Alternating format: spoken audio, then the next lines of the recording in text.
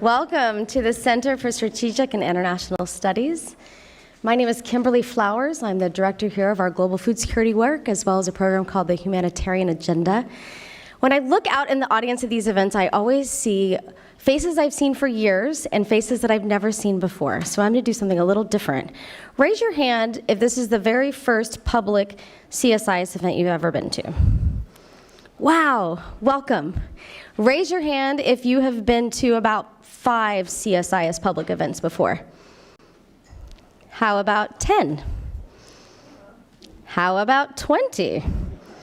All right, our AV team in the back. Yeah, fair enough, fair enough. So this morning's event is part of a speaking series that we host jointly with the United Nations Food and Agriculture Organization's North America Liaison Office, along with the CSIS Global Food Security Project. Over the years, we have convened both public and private events on topics ranging from biodiversity to blockchain, from migration to women's empowerment. And I have to say, I'm super excited about today's topic because honestly, I've been wanting to do something on food loss and waste for some time.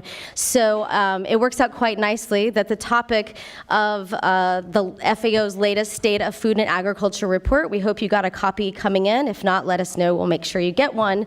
But great that the topic of this year's report is on food loss and waste. It is a vast problem with what I would say is a lot of simple solutions, but one that is not talked about enough. I'd like to now welcome my friend, my colleague, Vimlendra Sharan, who's the director here of the FAO office, to share some remarks, and he'll introduce our first speaker. Vimlendra?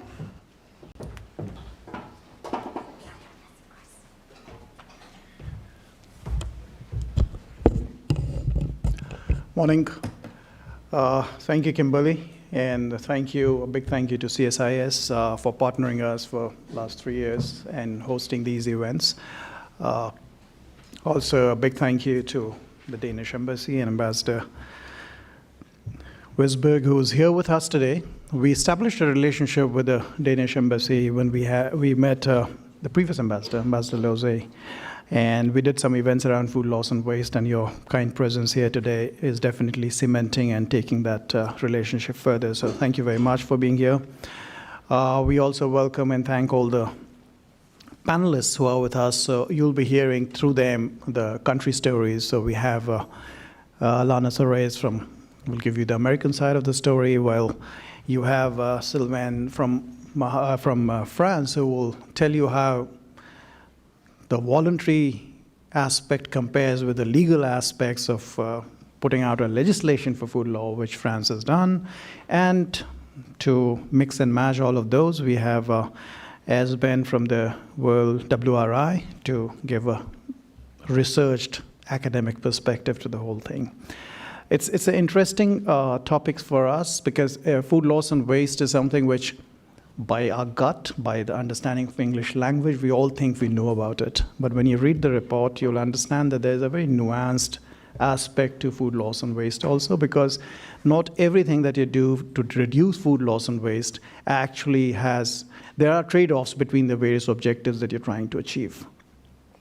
So the report actually lays out for you how we are going ahead with meeting the SDG target 12.3, and to measure that, you have now 2 indices coming forward: the food loss index, which is being prepared and done by FAO, and the food waste, which is being done by UNEP. This report, for the first time, comes out with a figure of 14% on the food loss side. We are still awaiting figure from UNEP as to what figure they come out with on the food waste side. 3 things which the report does tell us to take a look at and understand is how much, where, and why is food loss happening. So we have to understand in the food chain where it's happening, geographically where it's happening, what commodities are more susceptible, what are less susceptible, why is it happening.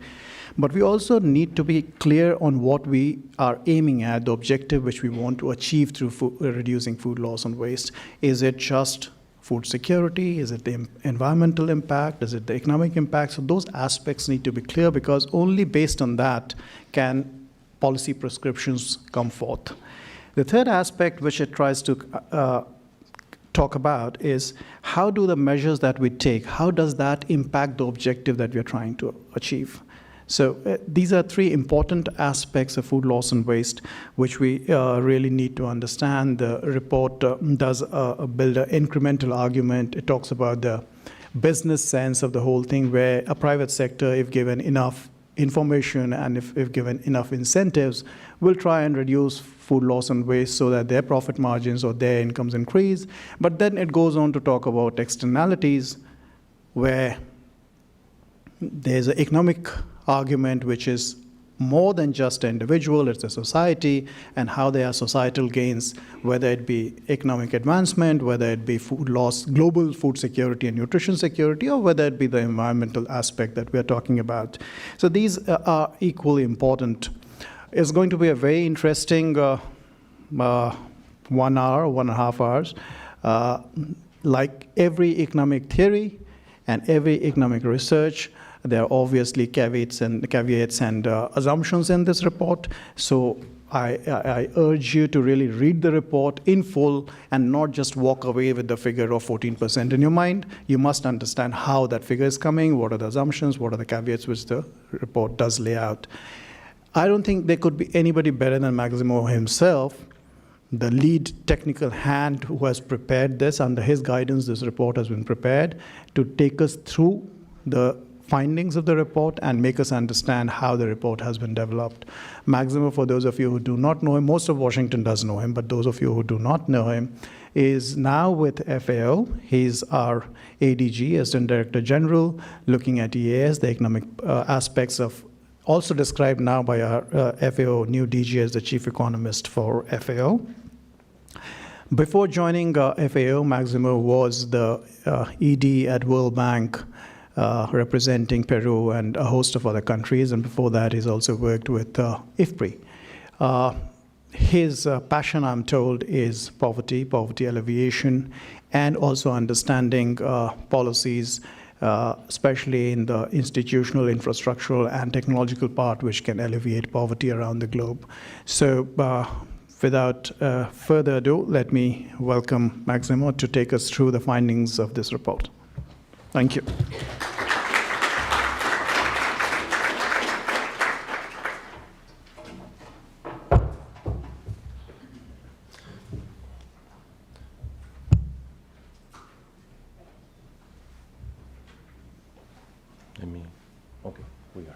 Okay, thank you very much for the kind invitation. Thank you very much for CSIs for organizing this meeting, and to Ambassador for being here, and for all of you to be here today. This is a very important report for FAO. And let me start, before I say too much about the report, with a little video that we prepared.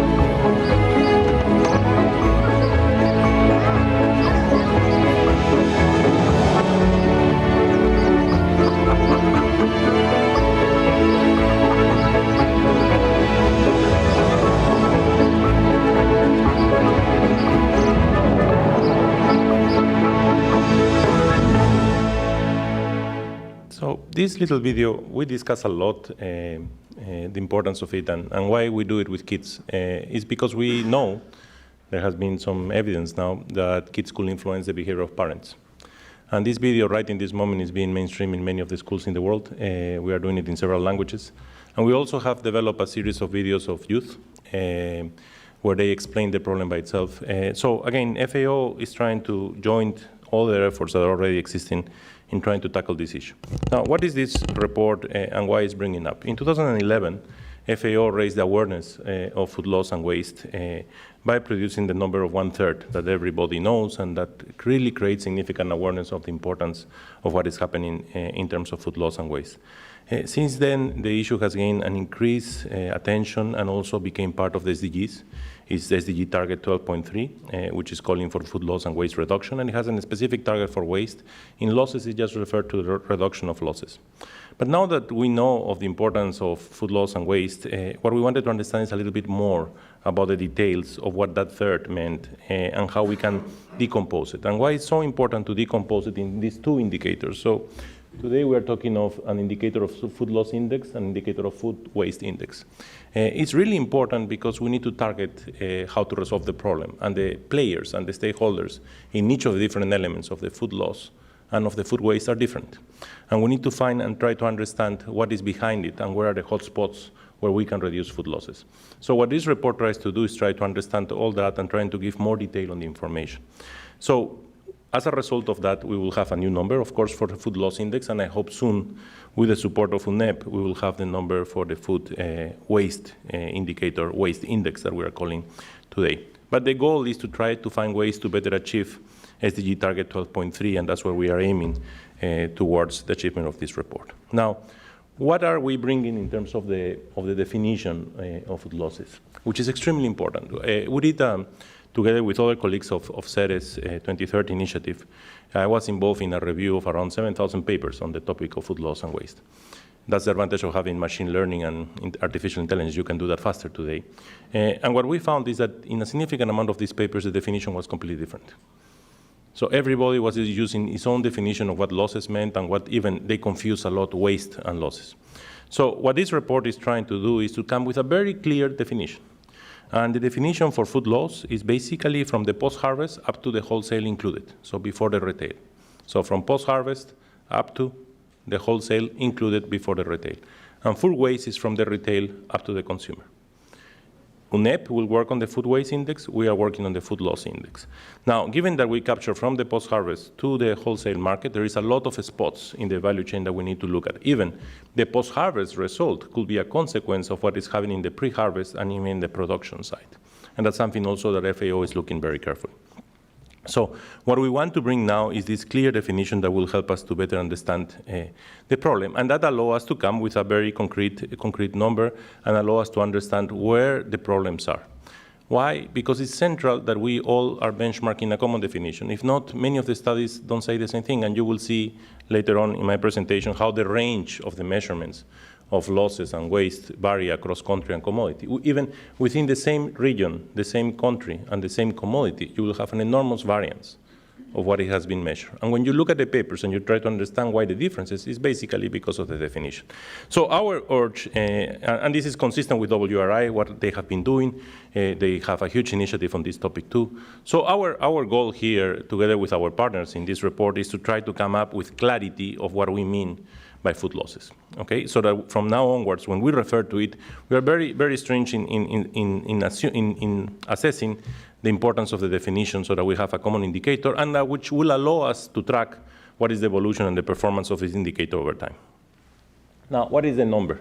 So the number that we have today under the food loss is around 14.40%. This is 13.8% to be exact, but we mentioned 14%.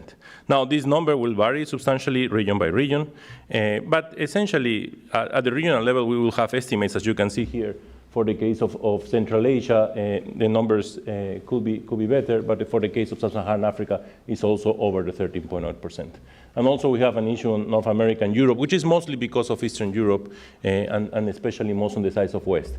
Now, this is what we are trying to bring up as the correct number to be used from now onward. So we need to be careful that the number will vary at the sub-regional level, and now we know exactly how this is going to happen. And I will show you at the end where we are trying to bring this data available to everybody, which is a new change in FAO that now everything we do will have the data in a public domain so that everybody can look at it and can replicate what we are doing and can understand, as it was mentioned before, what are the limitations, and from there we can even keep improving and keep moving it up. Now, also, if we look at the different commodities, the variation of the index will also change. And what we're trying to do here is basically to look at the range of the food loss and waste at the wholesale and retail. And here we combine both because we need to come up also with this aggregate indicator based on the literature review.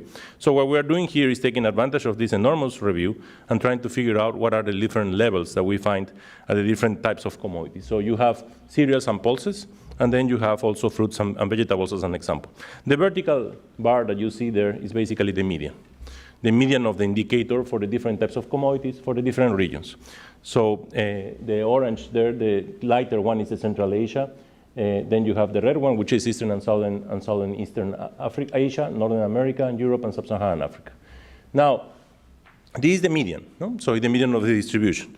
But when we keep looking at it, and we keep to look at the top and bottom quartiles, the top 25 and the bottom 25, look at the spread that we have in the number.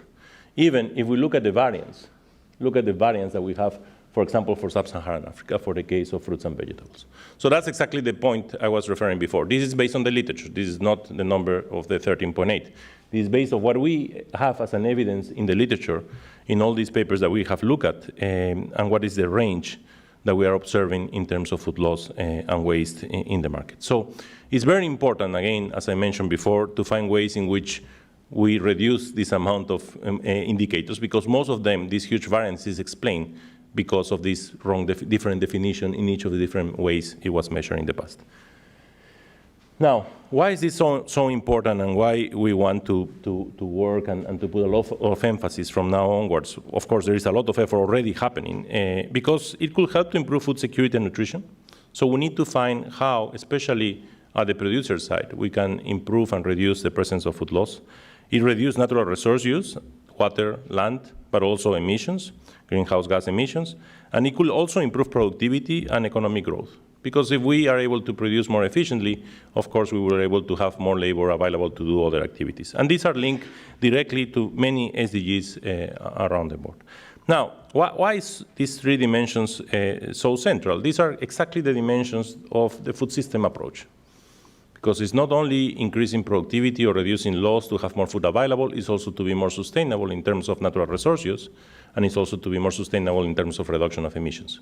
Because once a commodity has arrived, a food commodity, the market, there is an enormous amount of emissions that were already done that we are going to lose if we don't use that food properly. And that's where we need to be careful. Now, one of the differences with the previous definition, the one that was 1/3, is that the 1/3 definition assumed that all the food that was used for other, like for example for seeds or for feedstock, were losses. And we believe that was wrong. Because it's really food available which is being used for other processes. So that is no longer considered as a food loss. And that could explain a little bit the difference between what we had before in terms of the food loss. So we have been very careful in the report. You will look at it carefully to try to explain exactly what are the differences between how it was previously measured and how we are currently measuring. Also, in this new way of measuring food losses, we are including the value of food, which is really important. Staples, basic staples are different to fruits and vegetables. They have different values, and that's what we need to incorporate in the capture of that. So we are also including the concept of quality of food through the mechanisms of their values and through the weights we're putting. Now, what is the report trying to bring? And I'm sorry that the colors don't look too much, but the bottom arrows are orange and the top arrows are dark red. So basically, what we refer in the bottom arrows is that demand shrinks and production falls, income is affected.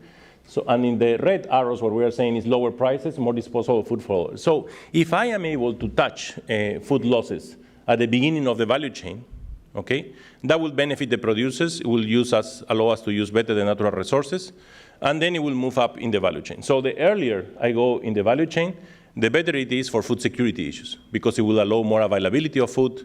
It will allow better prices, lower prices, of course, for consumers, but it will allow producers to be able to do substitution effects and to find other ways to do activities. But if I just reduce food losses at the end of the value chain, that will shrink the demand, and that will, for sure, affect the producers. because I will have an excess supply at the demand side. So the price will go down, and that will affect the whole value chain backwards and don't give too much choice to the producers. So I need to be careful on what I do and how it will impact food security and nutrition.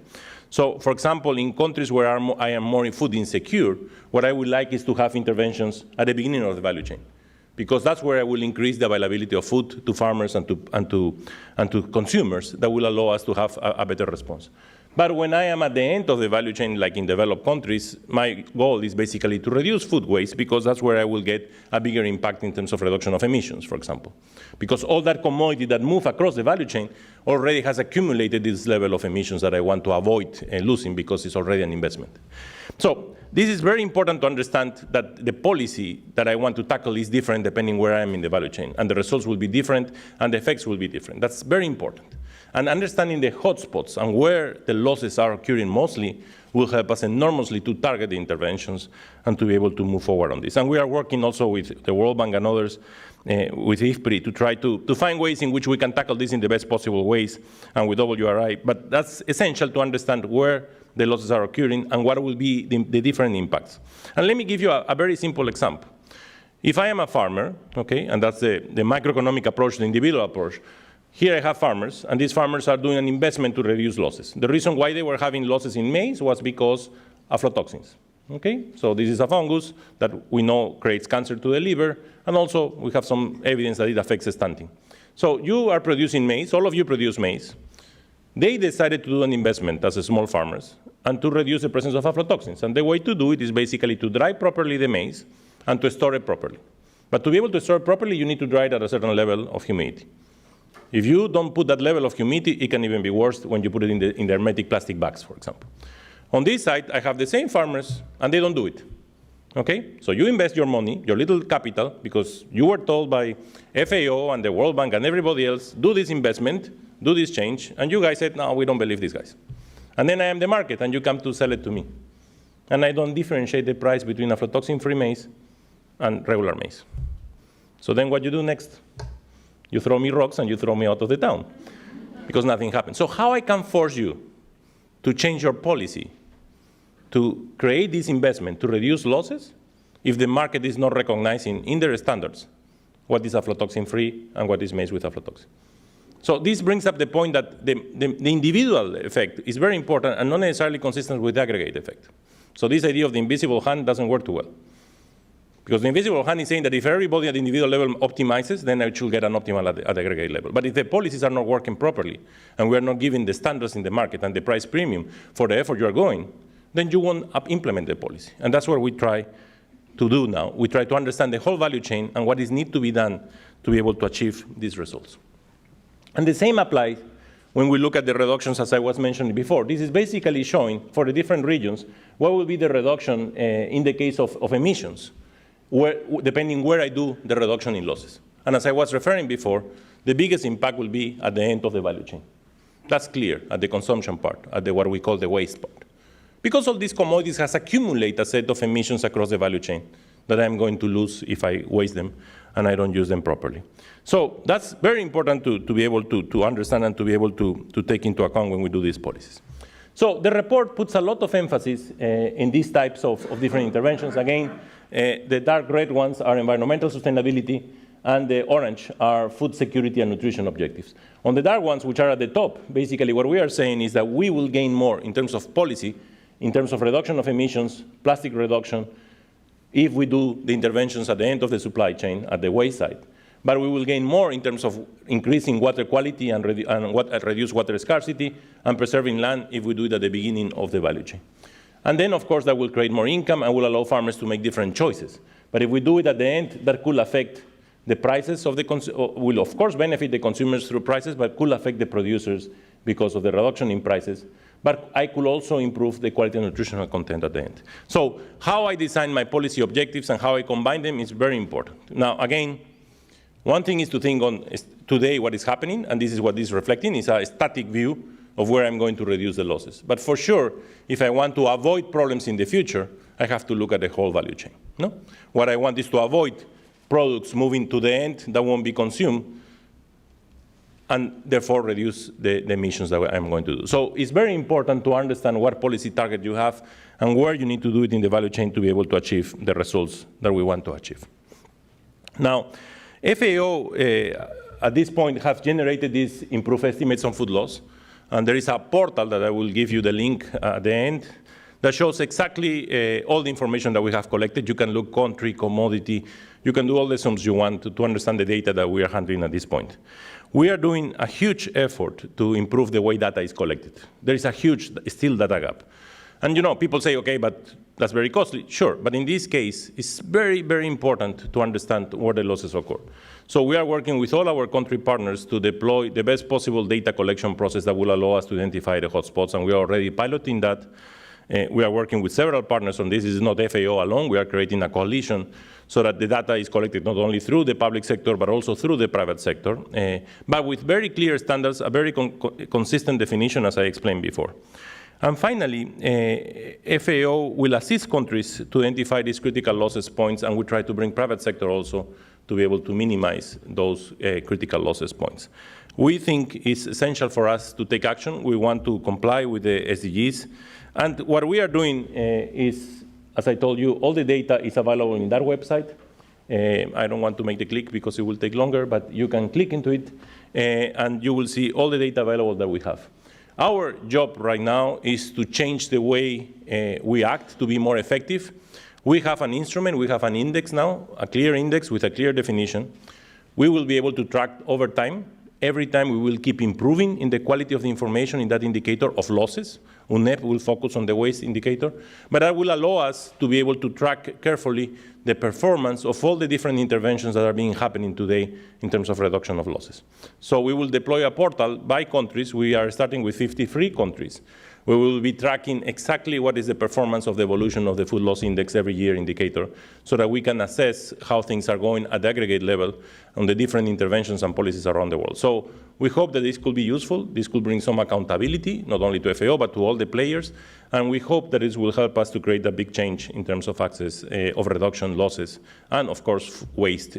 But doing correct policies at the correct point in the value chain. Again, we need to be careful. We don't want to affect the farmers. If the policy is not correct, like in the case of maize, that the standards are being recognized and they get a premium for the effort they are doing. If we don't do that properly, then we are basically not resolving the problem sustainable. Thank you very much.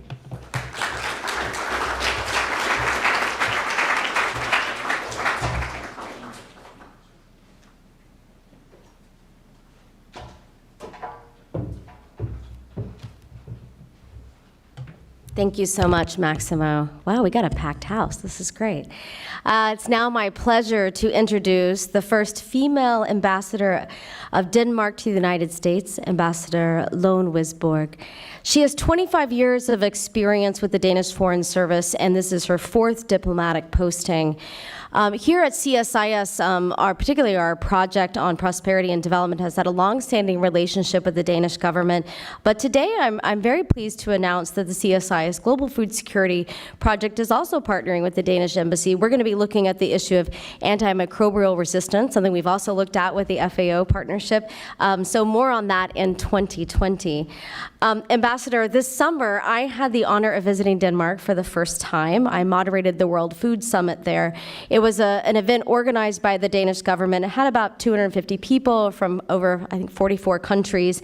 And the issues that we looked at during that summit were food safety and security, better health and diets, as well as improved resource efficiency. So you can bet that food loss and waste was a big part of those conversations.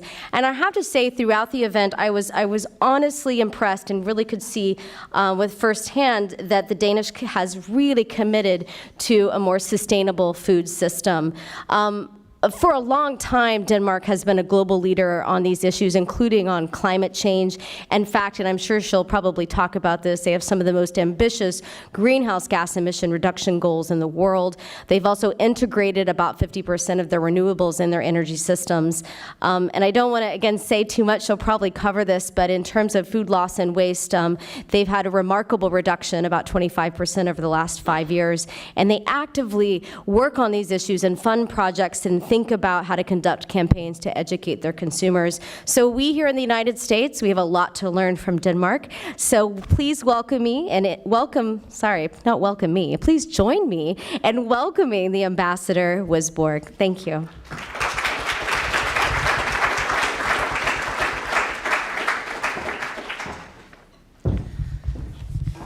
Thank you, Kimberly, and thank you for your kind words about Denmark.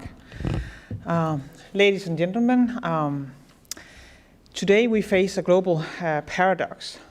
Our planet holds enough food to feed every single human in the world today, but the food is not evenly distributed.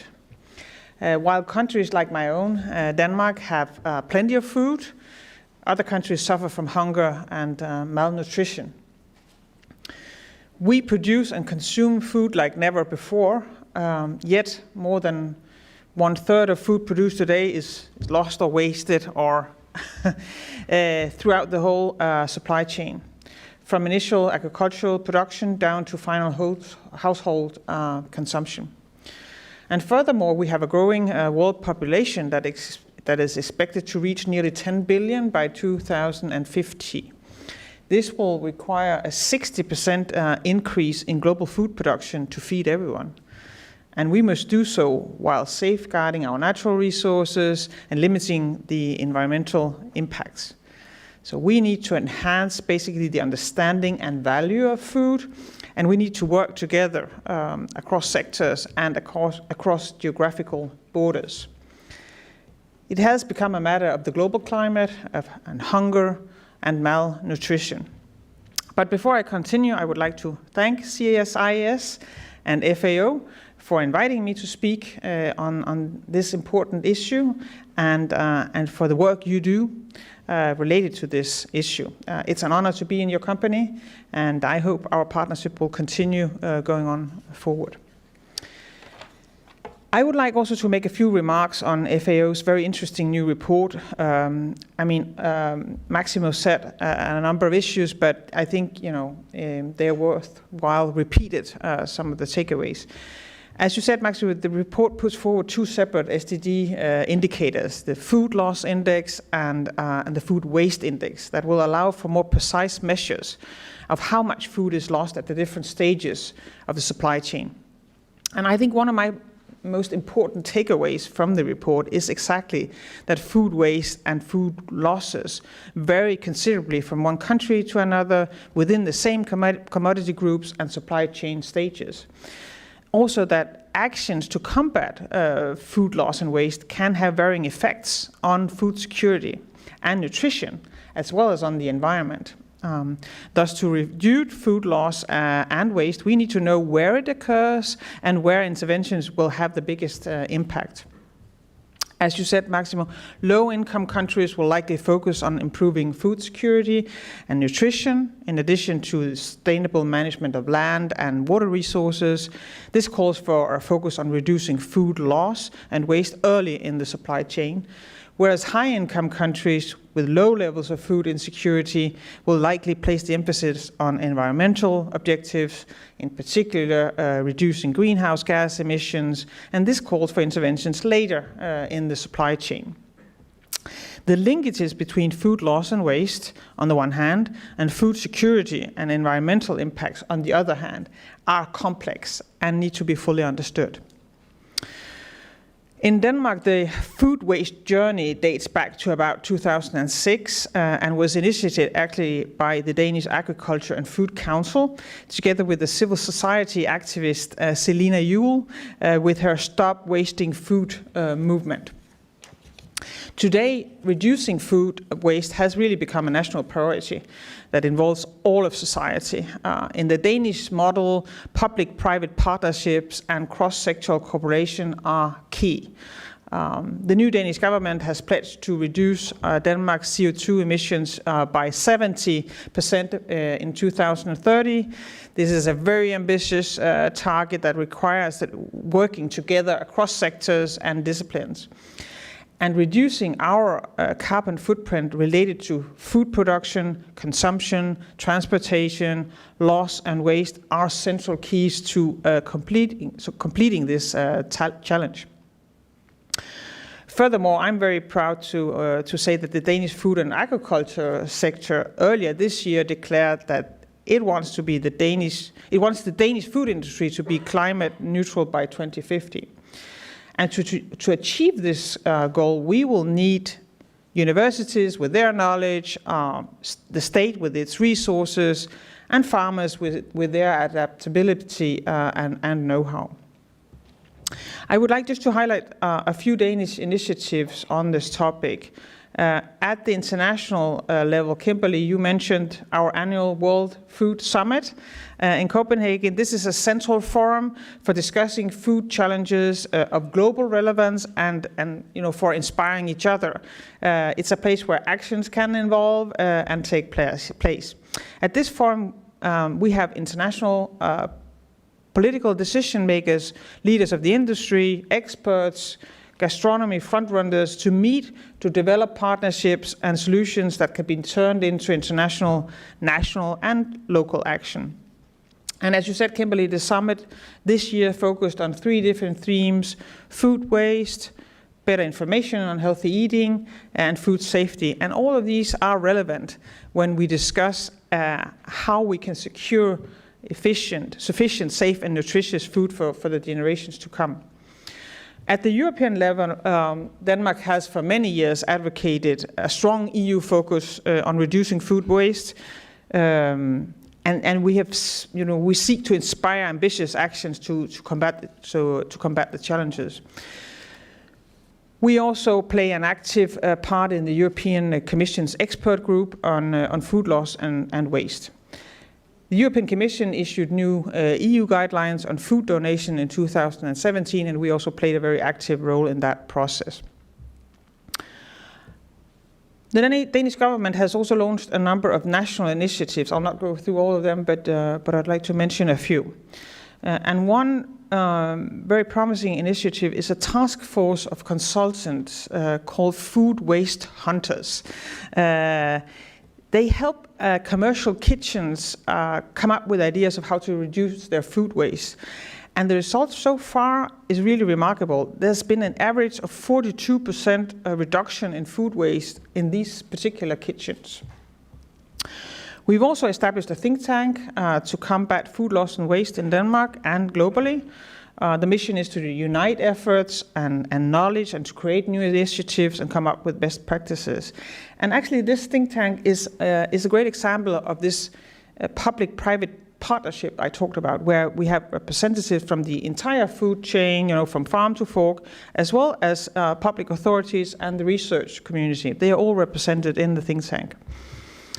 Moreover, we have seen many Danish companies in the food sector committing to reducing food loss and waste at home and abroad.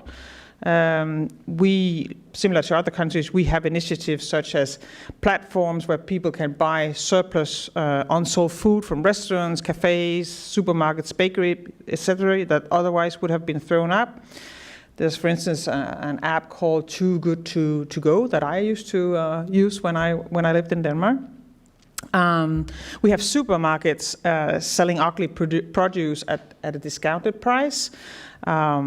We are changing date marking on food products from best before to often good after. And we also have companies working on, for instance, extending shelf life of yogurt with natural food ingredients such as enzymes and cultures. So there's really a lot that can be done. I would like to finally also mention the civil society movement, Stop Wasting Food, that collaborates with Her Royal Highness Princess Marie of Denmark to teach school children about food waste. We cannot start too early with this. It's easy to speak about food loss and waste and climate change. It's a lot harder to actually do something about it. But as they say, when nothing is certain, anything is possible. So let's just make it possible and work together to solve this problem across borders, across oceans, and across cultures. Thank you very much.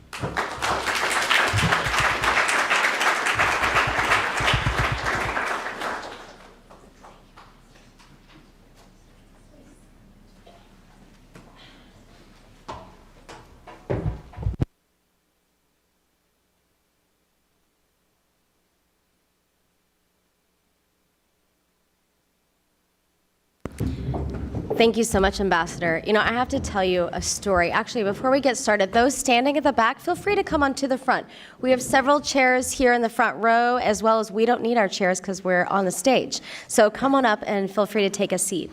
At the World Food Summit that both the Ambassador and I mentioned in Copenhagen, all of the food that was served was mostly vegan, actually, sort of in line with the theme. And at the big fancy dinner, I was at the big fancy VIP table, and at my table was, I don't know if he was the deputy minister or the ag minister, doesn't matter, but from a representative from South Africa, from Kenya, and from, I think, El Salvador. And the dinner was vegan. And they literally kept saying, where's the meat? When's the meat coming? And they were taking pictures. And it really created a great conversation about behavior change and thinking through the food and the type of food that we eat and how that relates to our environment, but how change can sometimes be difficult, but it was a great event. So for our panel, I'm actually not going to do long introductions because Vilmunda already mentioned who is on the panel. For those that are here in person, you have all of these wonderful people's bios in your hands for the handout. So we're going to jump right into the conversation.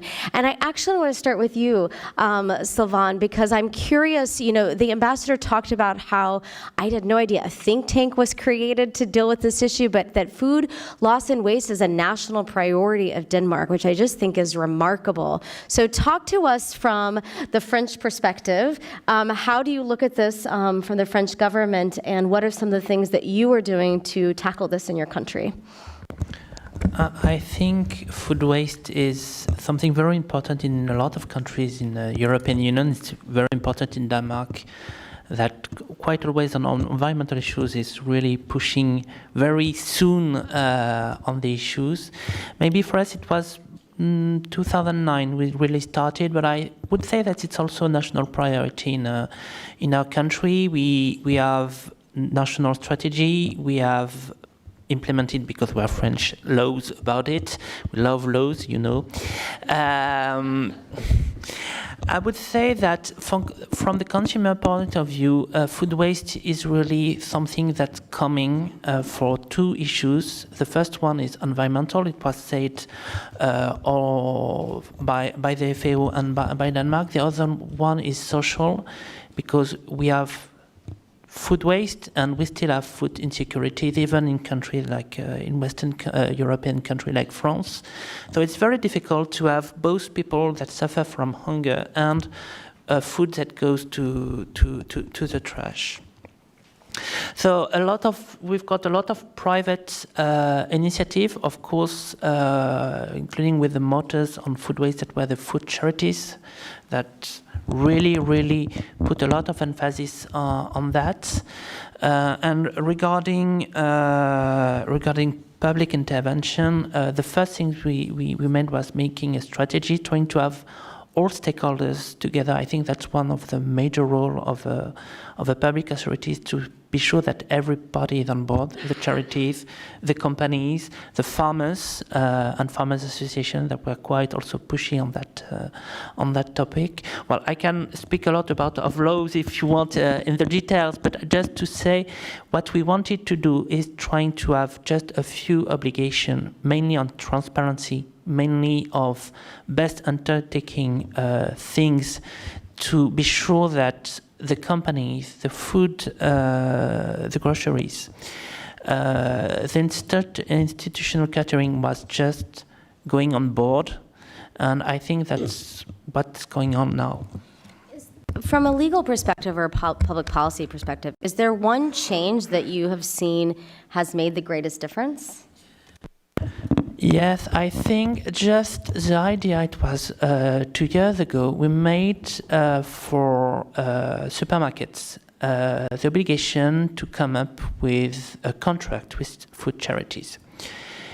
If you are a supermarket, we saw and we made a ban, but it's difficult to implement, but a ban, you are not allowed to throw away edible food. You are not allowed to alter edible food when you throw it away.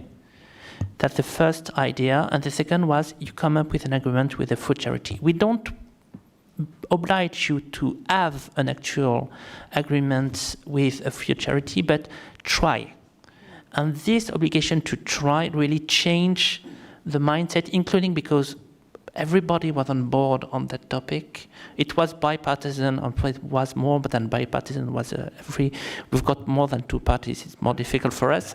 But I think really everybody was on board, and the companies also were on board, because it's also a very good thing for them to be able to show that they are making efforts to combat food waste. It's good for them first, because it can also be economically interesting, and it's good in a matter of communication, because the consumer is really aware about that.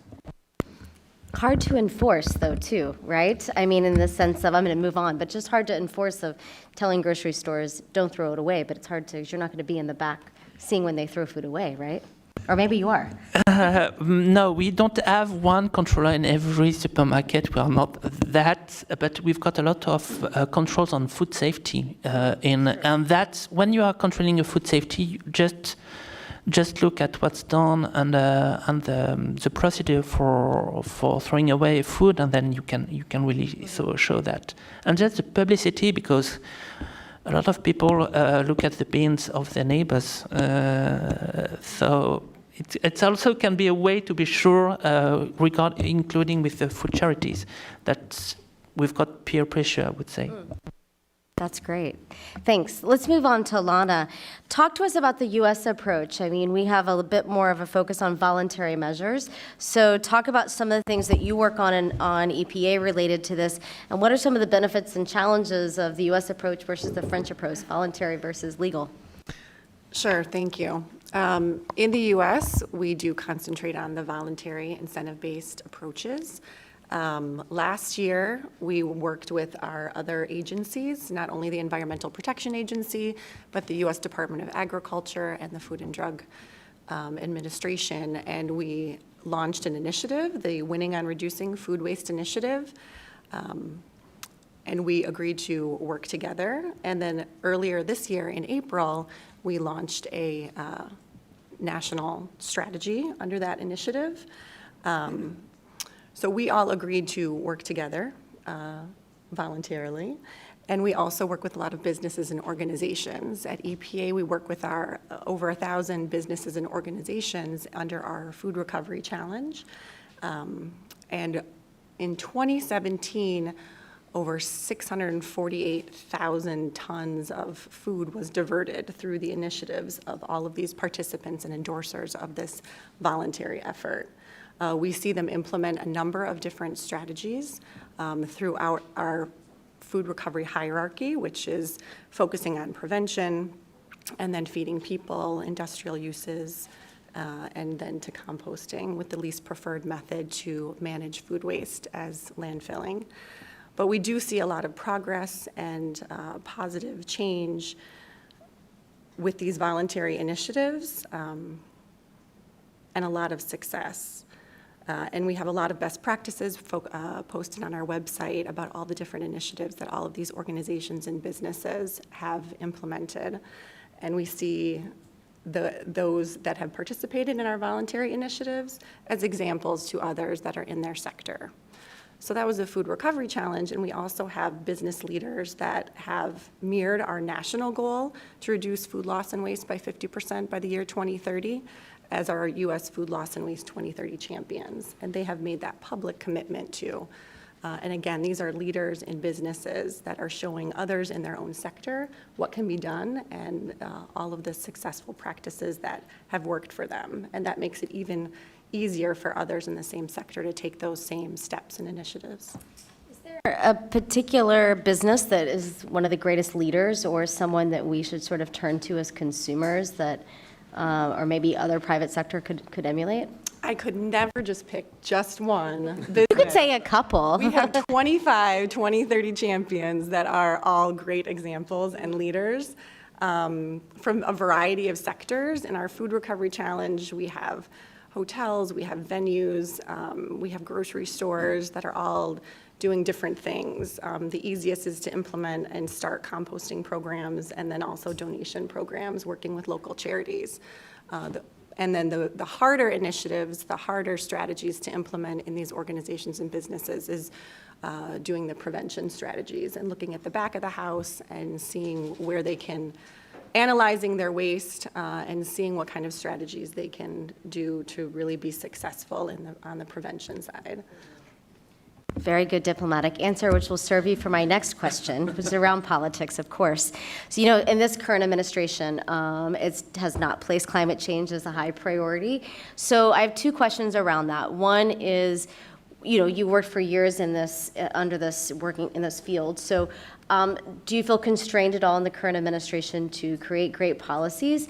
And then a second question, if you need to skip over that one, is thinking through in the current, political climate and the presidential election coming up, climate change has become a huge focus. And of course, this connects very much to climate change. So do you think there might be an opening, depending on what happens next year, that perhaps we could get some even more stronger policies in place or have more public policy partnerships? I agree that there's a connection. I can only say that I have felt extremely supported in my work with sustainable management of food. Not only do we have the national goal that we announced with the U.S. Department of Agriculture, and then more recently last year, we announced this initiative with our other agencies, and then launching the interagency federal strategy. I've only felt supported in my work. And I'm very inspired by all the great minds in this room and on this panel. And I'm also very motivated in my current position because I see that this is something that we can really work toward and see a lot of success on an individual basis and at the federal and international levels. Yeah. It's going to take all of those levels, right? Mm-hmm. Especially the individual. Espen, let's move to you. You were also a Danish government official, so the Danes are definitely a big player and play a big leadership role in this. But let's talk about the World Resources Institute. Tell me about some of the things that you're doing there. I know I'm quite familiar with your Global Commission on Adaptation, so talk about that and then sort of how you're looking at this topic at WRI. Well, first of all, thank you very much for hosting this today.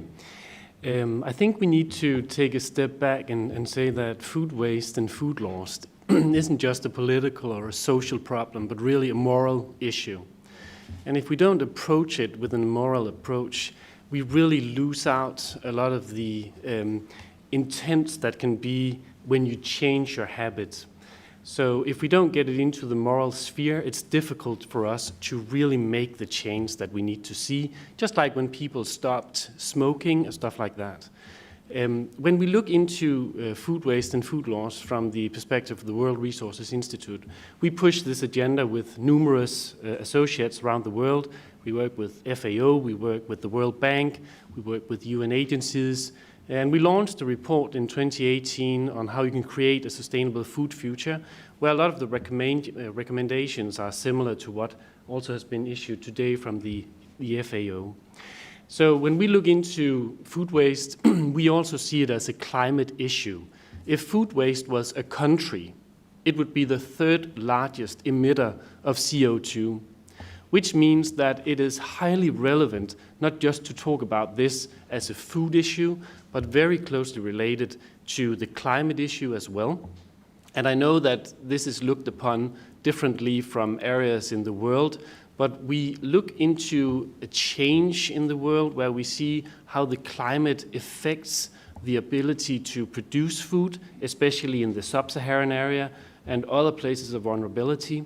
So if we don't get this into the framework of climate adaptation and how we can use food and food production as a tool to both empower people in the developing countries, but also as a push from developed countries' side in their strategies, it is very difficult to see how we are going to feed the world in 2050 when we'll be 10 billion people in a sustainable way without these major difficulties that we are facing. This might sound like a simple question, but I want to make sure everyone in the audience gets it. how does food waste become an emitter of greenhouse gas emissions? Can you tell us a little bit about that? If not, Maximo can. But Well, Maximo touched upon it in his presentation, that when you produce food, there's emissions related to it. It can be from just the change of land use. It can be from the use of nitrate. It can be from for instance, rice production. So we have seen the rice industry earlier this year commit to reducing their food loss and food waste in 2030, a whole coalition of the biggest rice producers. We see how beef production and milk production challenges our emissions. It is not that beef isn't good or milk isn't good, that is really important sources for nutrition, but it's a challenge when we do our food production. So that's why emissions are so closely related to food waste. Maximo, anything you want to add to that? No. Did he do okay? No, I agree, of course.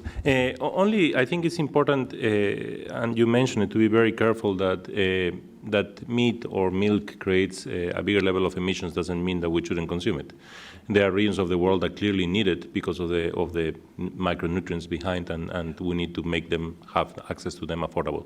The only point which is pretty complicated, at least in my view, is that many countries which are very efficient in the way they produce cattle, for example, are trying to comply with their commitments to reduce level of emissions in the world, while other countries which produce today very inefficiently are not able to do it because they are not in the frontier of the technology. So the question there is why we don't have tradable emissions, for example. So if I have New Zealand reducing the level of cattle they produce to comply with the commitments for reduction of emissions, when New Zealand is producing in the most efficient way, why I don't use those resources to improve the quality of production of meat in another country which is emitting a lot because of the way they are producing, and then trade those levels of emission. I think we need to find innovative ways to achieve the global target that we want relative than to think in silos by countries and by silo commitments rather than allowing trades, which the Kyoto Protocol allow for that. So Maximo, I want to turn back to the report. So you talked about in your presentation of kind of a new definition and also the challenge of collecting data. But so often, many of us know when we talk about food loss and waste, we always talk about 30%, 30%, 30%. And now you're telling us, oh, maybe it's more like 14%. And so my question is, even if this is more accurate, do you worry that a lower number will make people less motivated to act? Not at all, because again, the 1/3 is food loss and waste. The 30.8% or the 14% we refer is only food losses. Okay. Now, the waste could be even bigger. We don't know yet. We'll see. So you know, the third looks nice, but the third was an aggregate number that doesn't allow you to say where the problem is. The split between losses and waste will give us a lot of more information to be able to identify where the problem is and how to bring a solution. So we are not saying at all that it's lower or higher. What we are saying is now we know how we have a common definition that everybody should try to replicate. And that's a plea to everybody to use the same definition. The second thing is we will know where to target better because the players are different. In the waste, you have more the consumers and the retail stores. So you can put policies targeted to that. In the losses, you are more on the production, on the transportation, and the wholesale part and the storage part. So we can now do policies more targeted to reduce the hotspots with a better definition and by splitting and looking at the hotspots. But at not point we are saying that we are succeeding and we're in a lower number. That's not the case. Thank you. That was the message I wanted to get across as well. A question for all of the panelists. The video was so fun at the beginning, and how the video pointed out, you know, it's an issue with tools, it's an issue with storage, you know, all these sort of issues along the chain that could be addressed. And also the ambassador mentioned, and I was going to as well, the use of technology or apps, right? The Too Good To Go app and taking over Europe, but there's plenty of apps here in the United States as well that people are using to connect retailers with consumers in terms of food waste. So my question to all of you, we'll start here and we'll go down, is there, I'll just say a new technology or tool, which one are you most excited about in this, on this topic, and which one do you think could really make a big difference that you're kind of keeping your eye on? Wow. First, I think maybe to combat food loss, but not only food loss, blockchain can be very interesting. To have better data, also, and to be able to go. And I think on the apps, I just quote which were the apps in France. I left France 2 years ago, and I'm amazed at the explosion of apps that exist between particulars. The last one I've seen. If you're going to a vacation and you've got some food in your fridge, you put that on the app, and then you can give the food to a neighbor, someone in the neighborhood. I found that quite interesting. Do you know the name of the app? Can't find it. Okay. I've got it. Oh, find it. No. Oh, you're gonna find it. Sorry. I thought you meant find it was the name of it, which would make sense, right? Find my food. I mean, you know. Okay, as you look at that, we'll move on. When you find it, we'll come back. Okay, so Lana, what are some technologies that you're looking at? There are so many I am excited about, and every time I hear or we're approached by a new stakeholder that has the next best, greatest thing. So it's hard to pick just one. I really like the new apps and resources that are connecting the potential access with the potential recipient. So bringing people together, and there's a lot of local apps that are springing up in different cities or municipalities, just to make the logistics easier, because normally food banks wouldn't come to a after event that's at 2 o'clock in the morning, for example, to pick up 1 or 2 trays of prepared but not served food. But perhaps there are smaller groups out there that are willing to go and do pickup and really relieve some of that logistical stress. So I think those are very exciting. And then on the national level, EPA has an excess food opportunities map. It's national, it's the whole United States. And it is, again, identifying on a map, a GIS map, the potential excess with the potential recipient. So you can really drill down to it's not available on your phone yet, but we can work on that. But you can really drill down to the county level, and you can see the available infrastructure, and you can use that in all of your decision making. So we've done some data-driven workshops where we've gone to the very local level and use that as a starting point to convene a number of appropriate stakeholders so they can start talking about what is available there, where are the gaps, what could we use, either a business or a recovery operation in a specific location. So those individual apps springing up to help make those connections, and then our own national map to help with logistics and infrastructure. That's great. Did you find it? Yes, but it's very French. It's called hop food, but it's not English hop. It's when you hop from one way, hop food. Hop food. That's cute. I will say before we get to you, Espan, you know, when I look at food loss and waste, I'm looking at it usually from the developing world context, and I'm looking at usually how food is lost before it even makes it to market. So when I think about what are the coolest technologies, I actually look back to, this was Tanzania 2011, where it was like we were using local materials to create like a cooling storage, like a cooling house, and it was chicken wire with charcoals in the middle, and you just put the food in this little hut. But it created a cooling mechanism because they didn't have electricity, so they weren't able to have like a cool storage, but they were able to keep their fruits and vegetables in a place that was shaded, that was cool, that kept them, you know, not wasting away literally before they made it to market. Espan?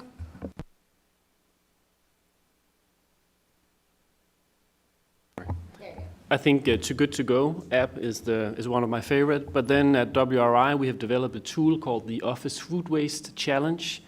We localized that we had a lot of food waste in our company from receptions and conferences, but also staff food. So we developed a tool called the Office Food Waste Challenge, where we have reduced our office food waste with 80%, 80, through the last year. And we have the veteran compost company come and pick up our leftovers. So it's composted. So to all of you, you should really go onto the Office Food Waste Challenge and take it there. There's a really good setup around it. And then my favorite tool, to be honest, is my shopping cart. Because I think the most important tool to fight food waste is really not to waste food, so you plan your shopping and you have a considerations when you buy your food. So the most important tool is really fight food waste with your shopping cart.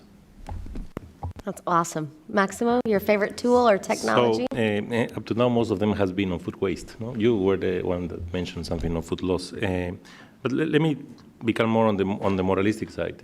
We have 121 million people undernourished, 2 billion people that don't eat the quality of food they are supposed to eat. So the thing is dramatic, okay? And we need to be very serious about this. And of course, we need to assume that we cannot reduce food losses to zero. That doesn't make any sense, and it won't work because it's not economical suitable. But on the other hand, technologies at the production side are in a pretty cheap, bad condition, especially for smallholders. So for example, the example I refer on maize, one of the major problems we found is drying technologies for smallholders. They don't exist. The ones that exist are pretty cost ineffective. And if you don't dry properly your maize, you will have significant amount of losses. So we are at a level that any technology that can help us is useful. I wouldn't, so all the apps you are saying are great, and we should keep using them, but we need to find other bigger solutions. If you go to the most high-tech situation in agriculture where everything is used in a more efficient way, is vertical farming and horizontal farming, especially horizontal farming on controlled environments.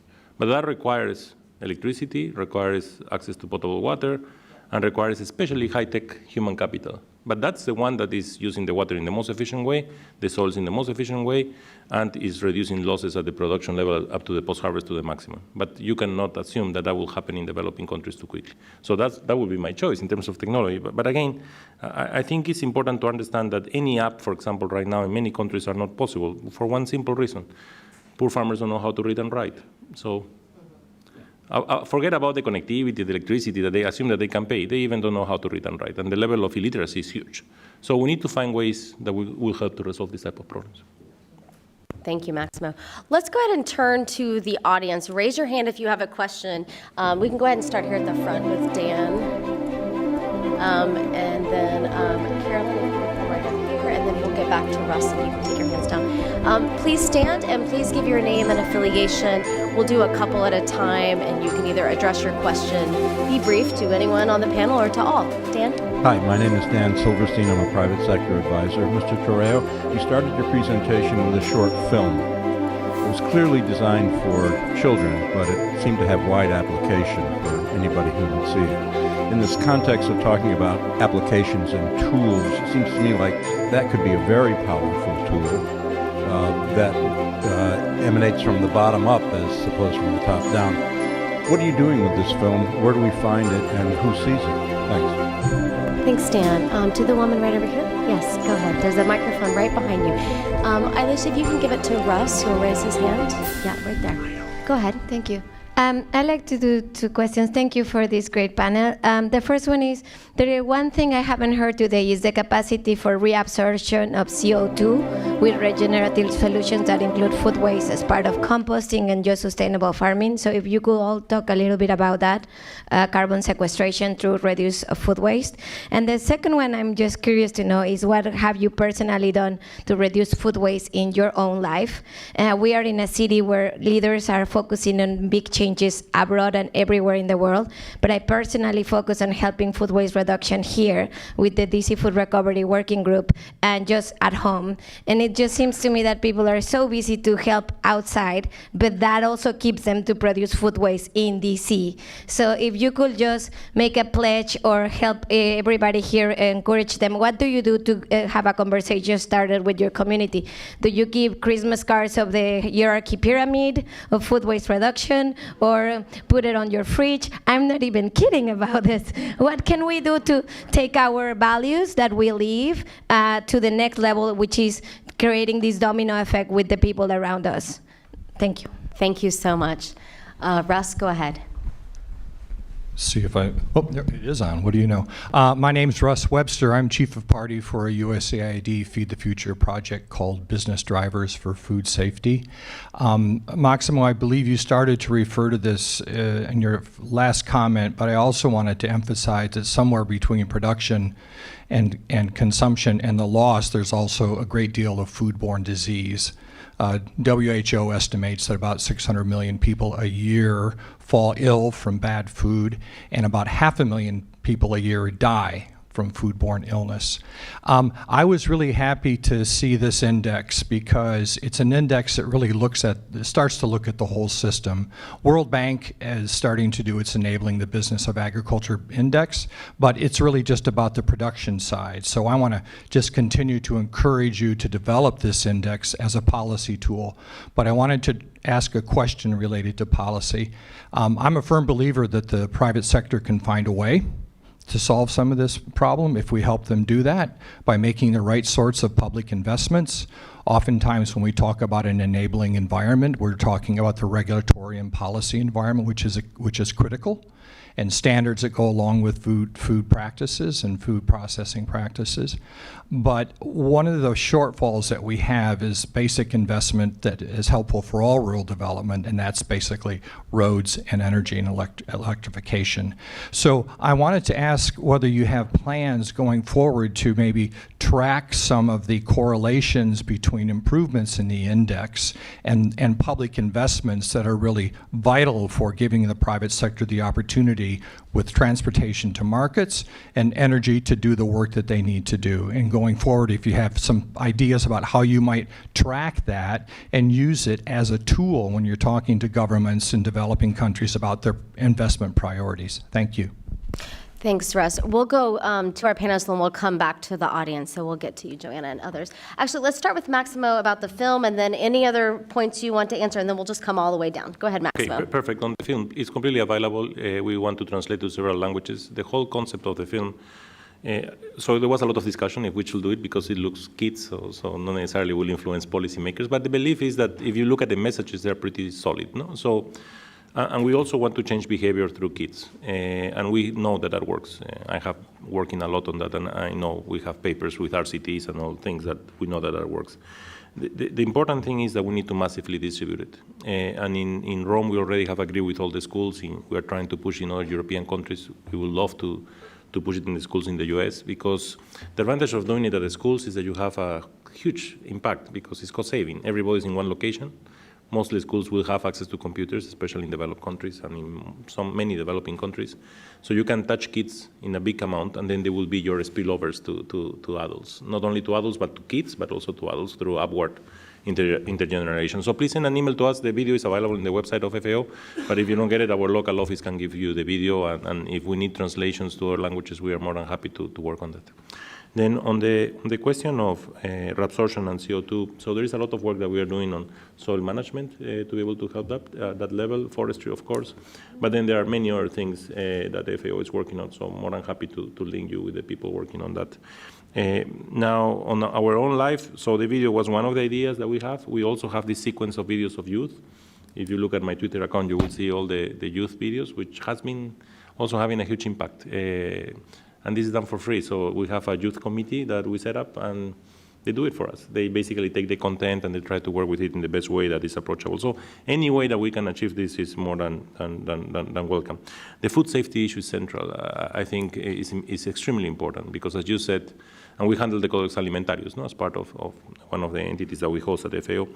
But it's essential because of foodborne diseases and because of food unsafety. You lose a lot of food also, like the aflatoxin example I was giving, and there are many others because of the quality of water and the waterborne diseases in the fruits and vegetables, for example.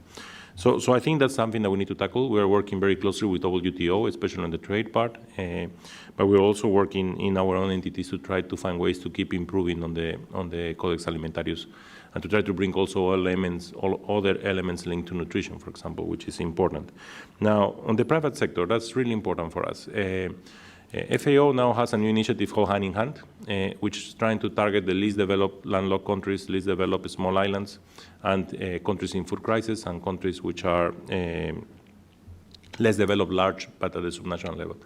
That initiative is developing a platform, an online platform that is going to track all the investments in roads, all the investments in energy and in ICTs. We have done a partnership with ITU to be able to deploy. So why is so important? Because if I want to develop a value chain today in Uganda, for example, in Tanzania, and the roads is the problem, so it takes me 3 hours to move, including the problems of corruption, like stopovers, then that won't work in the short term.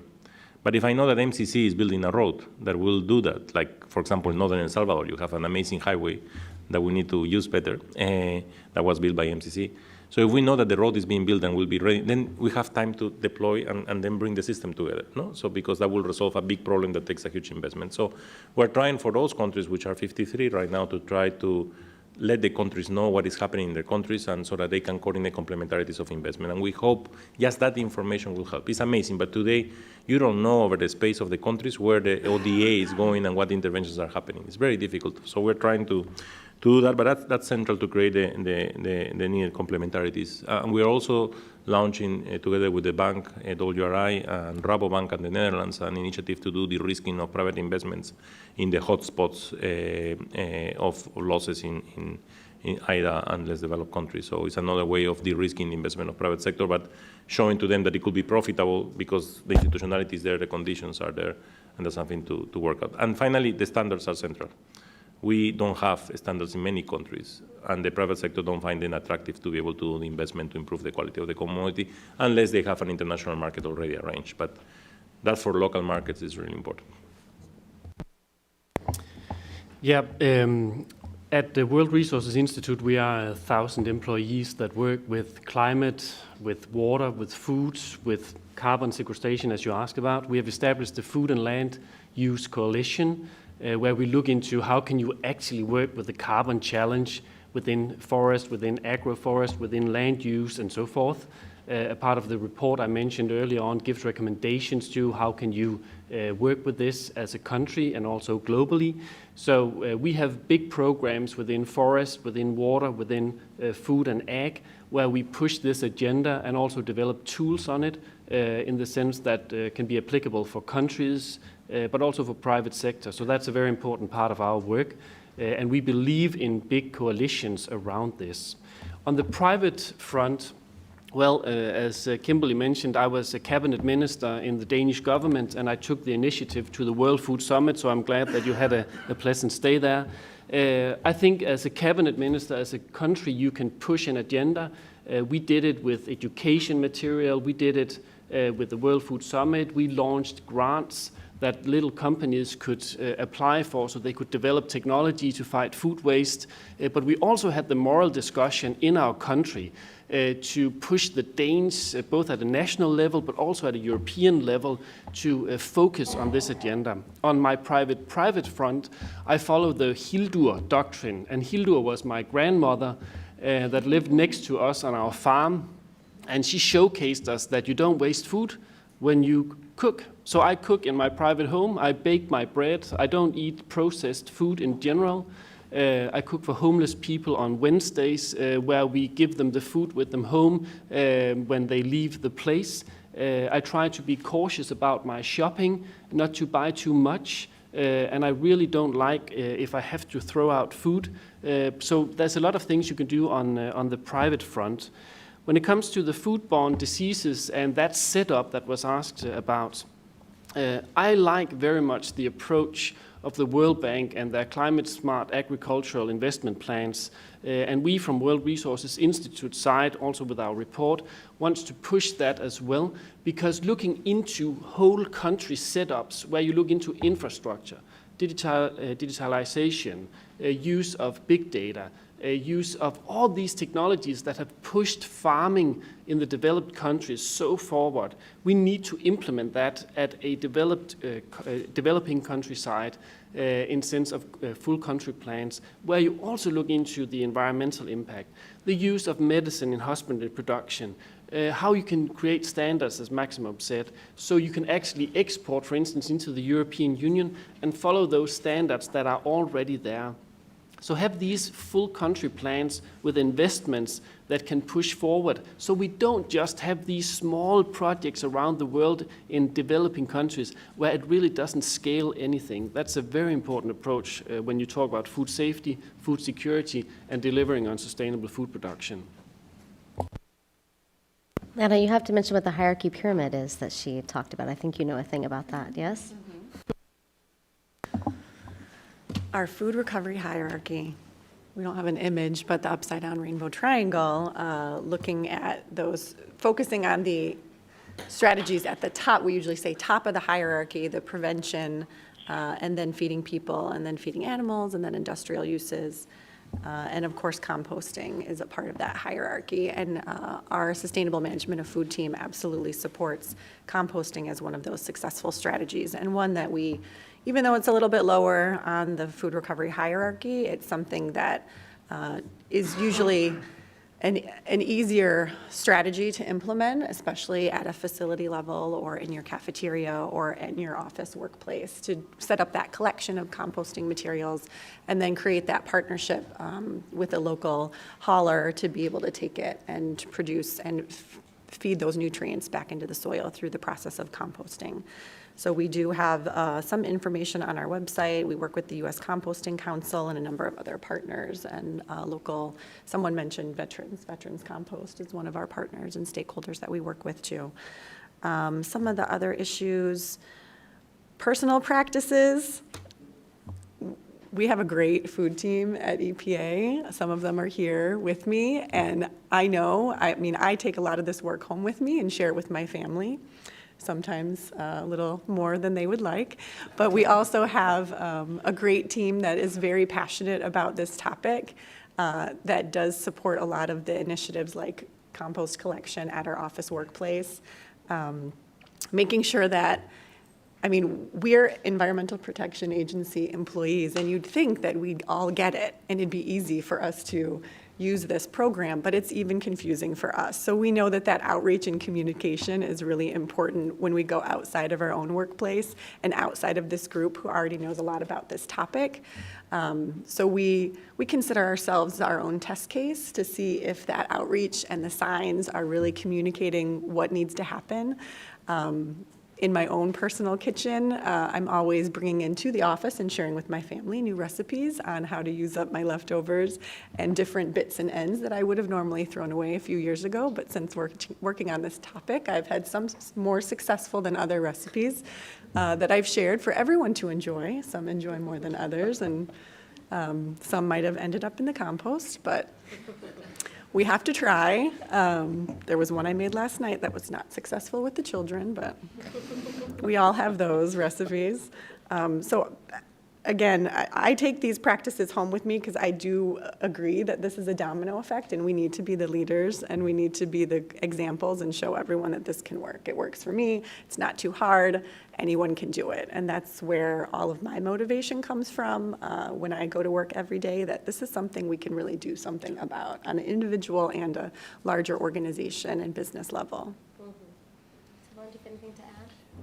Yes, a few things. Maybe on the pyramid hierarchy, we do happen to have exactly the same. So I really think it's a good idea. If even France and the US have the same opinion on something regarding food, it's really, really, really a good idea. No, just to say that I would say on regenerative agriculture and what we call more agroecology in France, we do promote that, and I think food waste and food loss policy has to be coordinated with other environmental policies, because it's also a way to pursue, we talked about greenhouse gas emission and so on and so on. So there is an articulation to have, but what I would say, the best food is the food that's not produced, that's not lost. And at the end, if we've got to throw it away, it's better to have it as a compost than having it in a bin or burnt. But that's the end of the process. We've got to work a lot on the first three levels of the pyramid hierarchy, because they are environmentally most cost effective. But we'll say that we will have food waste. We cannot target zero food waste, and so we need compost for that, and we need to be sure that we incentivize composting. Just to say about norms, food safety, there are a lot of food safety norms, and I think we all agree that we don't want our food to poison us, so food safety is important. There are some norms, what I would call beauty norms, like what's shown on the fruits, that are not food safety related. It's just something that's just, you want a very red and shiny apple, but if it's not that red and not that shiny, it can be as good. So we've got a program that we called in French, fruits moches, so ugly fruits, with a lot of things that if you eat or if you cook an ugly fruit, well, it can be at least as good as a wonderful fruit. For my embassy, I would say France has a lot of interest, and is a lot of time and a lot of money invested on combating food loss and food waste, and the two are really important. My embassy is trying to have the green standards to be a green embassy, so we are trying to do on every level. And on a personal basis, my first rule, and I really love the best app for combating food waste, is the cart. I really loathe giving away food. My two grandmothers were cookers. They all two of them suffered from hunger when they were World War II, and honestly, throwing away food was just no way. It was not possible. If you throw food, it's because you're ineffective. So I was a little raised like that. So I buy only what I need to eat, since I try also to lose some weight. Diet is a very good way to combating food waste, because you buy only what you need to eat and you don't have too much food at home. Thank you. I'm sorry we don't have time to go back to the audience, but there was just so much to say, which is great. Thank you for being here. I would encourage you to be inspired by the woman in the audience who challenged you as well to think about what you're doing individually and in your community. And let's give a huge round of applause for our panelists, for FEO, and for the ambassador.